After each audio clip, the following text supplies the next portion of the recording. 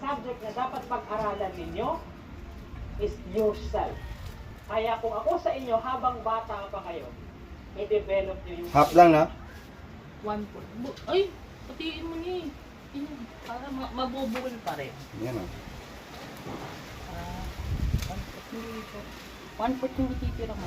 Okay, sige. Ang kapayapaan po ng Diyos Ama at ang ating Panginoong Kristo ang manatili sa atin.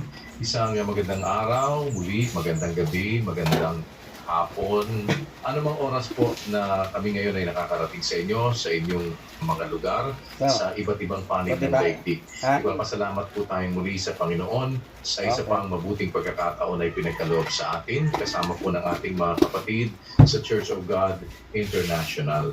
At ngayong gabi po ay pagpapatuloy natin ang ating pong pinasimulang mga pag-aaral dito po sa ating ang dating daan Worldwide Bible Study. Kasama po natin ang kapatid na Eli Soriano. Kapatid na Eli,